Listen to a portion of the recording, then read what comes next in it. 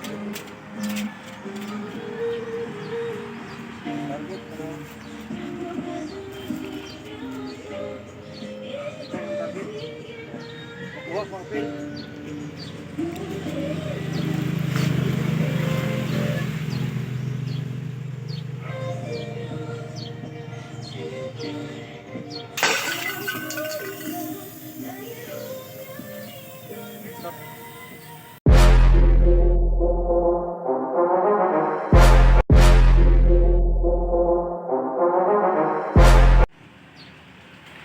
Hello mga boss, welcome back to my channel.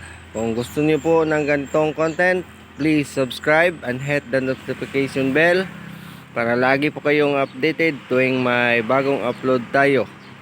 So may bagong SG tayo ngayon. It is 45 cm. 45 cm comes with 4mm shop. Ayan po yung shop niya mga boss. Yan, 4mm yan mga boss. With flopper. Yan, ayan po yung flopper niya mga boss. Yan. Yan po yung flopper. And then, ito po yung rubber. Yung rubber niya mga boss is 12mm. Latex rubber band. Ayan. Dalawa po yan mga boss. Tapos ito po yung loading pad niya mga boss. Ayan po yung loading pad. Gray loading pad. Tapos ito po yung reverse trigger mechanism with outline release. Ayan po. Ayan po yung handle. Ergonomic handle with hand stabilizer para mas mabuti po yung pag-grip mga boss. Ang sarap nito sa gripping mga boss at saka sa aiming kasi talagang fit na fit yung kamay pag nag-grip kayo ng handle. Talagang sinadya natin yan mga boss. Lahat po ng ginawa nating SG is lahat ay may ganyan para maganda yung aiming. Saka maganda yung target, pag target para maganda rin at marami din yung huli. Ayan mga boss. At ito yung Dyneema niya mga boss. Ayan, dyan lang natin nilagay yung Dyneema mga boss, hindi dito sa pin. Kasi pag dito sa pin natin nilagay mga boss, mahihirapan po yung mga beginners na ikasa kasi pag mataas yung line, mahirap kasi siya i-manage tuwing gabi. Mas mabuting dito natin ilagay kasi i-load lang natin yung shop niya pa. Tapos itong Dyneema dyan lang. Tapos may hook siya dito sa ilalim. Yan, Dyneema hook. Ang whole body ng SG, total length nito mga boss is 60 cm. Tapos 45 cm from trigger to tip dito. So yan po yung 45 cm, but the total length is 60 cm.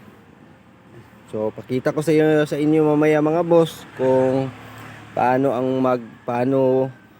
i-load ang ganitong setup, ang tamang paghawak, kung paano mag-load ng rubber, saka saan dapat humawak pag nag-load kayo ng shop.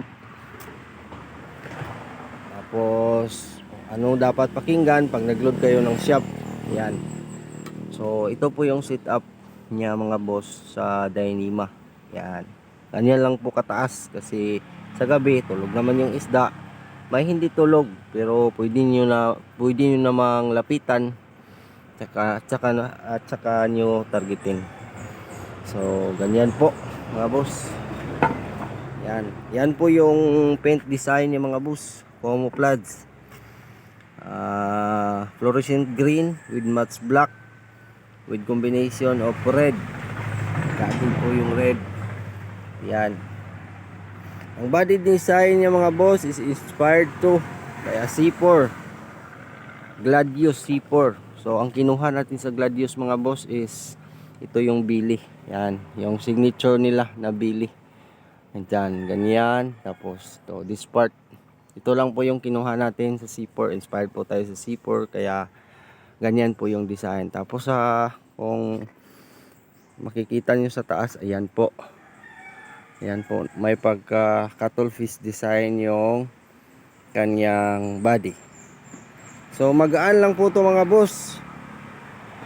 Hindi ako nagkakamali mga boss. Pati ito lahat na sit up is siguro nasa mga 900 or 900 grams or basta mga nasa ganyan mga boss. Yung total weight niya mga boss, lahat na yan. So papakita ko sa inyo mga boss mamaya kung paano i-handle to. Okay.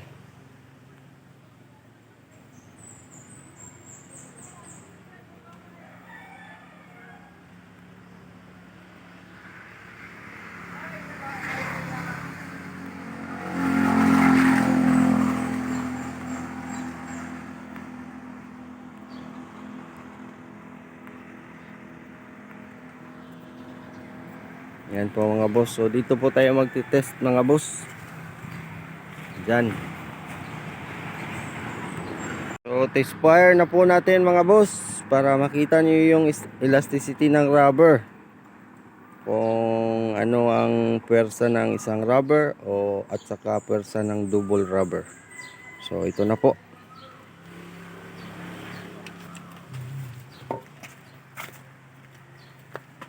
Dito pa rin po tayo mga boss sa dating spot mga boss, kung saan natin lahat tinitest fire yung mga ginawa nating SG.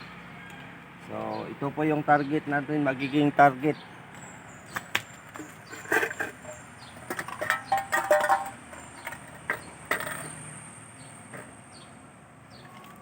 Yan po yung target natin mga boss.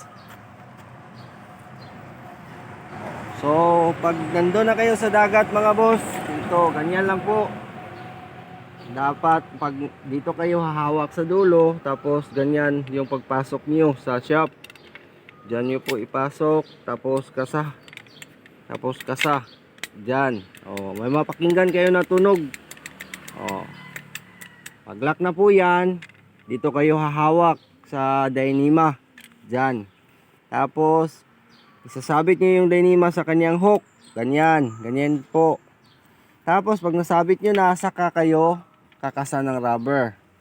So sa tama naman, sa pagkasa naman ng rubber, ang tamang paghawak is dito. Yan po. Dapat ganyan po kayo hahawak. Ganyan. Ayan. Dito sa banda. Dyan. Dyan lang po yung kamay nyo. Dito. Ayan po. So magiging ganyan po. Yan po yung tamang paghawak. Ganyan.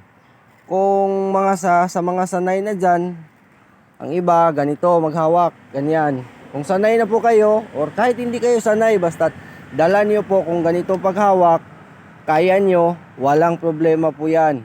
Ganyan kung ganyan. Pero sa mga beginners, mas mabuting ganito. Ganito yung paghawak kasi yung puwersa ng kamay nyo dito, tsaka dito, pagkabilaan, talagang madidiin nyo. Madidiin nyo papunta dito sa pin. Papunta dito sa pin niya. Kasi pag ganyan kasi, sanayan yan eh. Kung sanay na kayo, walang problema. Pero pag sa hindi pa sanay, mas mabuting ganito. So ganyan po. Load na po natin mga boss. First rubber loaded. Yan. Ayan po. So ganyan po ang isang rubber load. So tingnan natin ang isang rubber. Saka mamaya yung dalawa na sila, dalawang rubber na. Ito po yung puwersa ng isang rubber mga boss. Makita ninyo sa kapit ko niya. Pag po natin matlang people. Para nakapatid sa unahan na. Kanang wak kakapalit ng yulaan. Ayan mga boss, ito po yun. Ito po yung tama niya mga boss. Ayan, ito. So, dalawang rubber naman mga boss.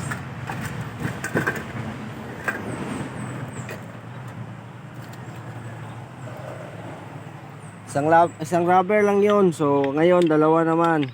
Tingnan natin kung ano yung Ayan. Ayan. Yan po.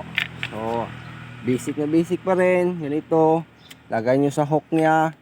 Tapos load nyo. Ganyan. Ganyan pa rin yung paghawak. Correct position. Para mag-load. Ayan. Tapos ito. Yan po. So, dalawang rubber na po yan mga boss. Saka explain ko lang mga boss. Saka nyo na lang gagamitin yung dalawang rubber kung may makikita kayong bagulan. Dito sa amin tinatawag po yung kubutan. Surahan. Dito sa amin tinatawag po yung sunghan. Saka yung pakol. Sa amin yun pakol. Sa English yun is swordfish, yung matitigas yung balat. Yan yung pakol. Ayan. So, saka nyo nagagamitin pag na-encounter nyo yung mga ganyang isda. Kasi, yan kasi matitigas yung katawan yan eh. Kaya, baka hindi kayanin ng single rubber, pwede nyo i-double rubber. Basta, isipin nyo lang po palagi na pag nag-double rubber kayo, wag nyo pong i-target sa coral. Kasi pag i-target nyo sa coral, itong flapper na to, pag tumama yan sa coral, baka mahirapan kayong bunutin. Okay lang siguro kung isang rubber lang po ang gagamitin nyo, walang problema kasi hindi naman masyado malakas yung isang rubber. Pag nag-double rubber kayo, talagang wag nyong, may isda na nakasandal sa coral, talagang hanapan nyo ng magandang posisyon bago nyo i-target na hindi masasabit yung flapper ninyo. Kasi pag nasabit yung flapper ninyo at saka malalim, naku talagang mahirap yun.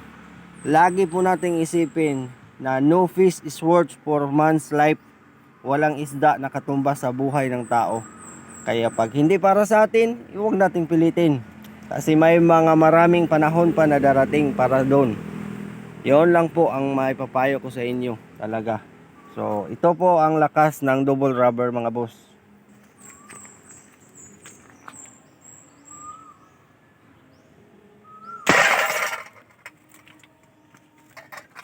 Ayan mga boss, ito po ang lakas ng double rubber. Kaya, huwag nyo talagang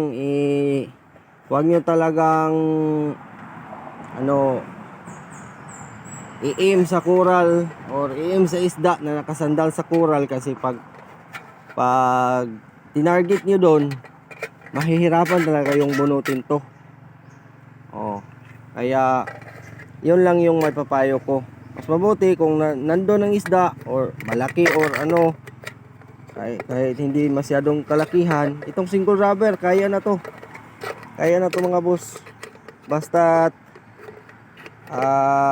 mas maganda kung single rubber gamitin nyo dito sa part na yung hindi matitigas. Ayan, dyan nyo i-aim yung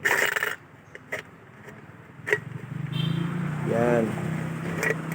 Okay, so yan po mga boss yung 45 cm natin na double 12mm rubber. Ayan po. So ayan po yung pagkasa mga boss dyan. Tapos lagay yung Dyneema dito sa hook nya dyan. Ang tama paglagay mga boss, ganito dyan. Ganyan, tapos ganyan. Okay na yan mga boss. At saka itong hook natin mga boss, hindi po to nakaka-apekto tuwing may titirahin tayong isda. Kasi automatic po yan pag may tinira tayo, automatic po yan na nagre-release. Yan. Okay. So, ito po is bound to lunaw. Bata po yung gagamit nito, kaya tinaasan ko po itong Dyneema na nakalagay sa rubber niya para hindi siya mahirapan sa pagload. So, maraming salamat po.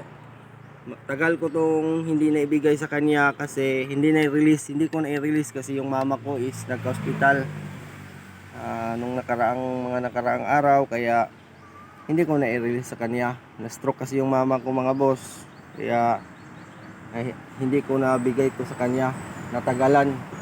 So, pagpasensyahan nyo na po sa may-ari nito, pagpasensyahan nyo na po, sana maintindihan nyo po ang kalagayan ko. Ako lang po kasi nag-iisang anak, kaya ako lang din ang nagbabantay ng mama ko doon sa hospital. So, uwi kami nung nakaraang araw, kaya ito, maibigay ko na to sa kanya. So, maraming salamat po sa suporta at tiwala ninyo. Lubos ko pong ikinagagalak ang lahat ng mga suporta nyo. So, maraming salamat. Pagpalain po kayo ng Panginoon. God bless to all of us. Dive safe to all Spero. Thank you very much.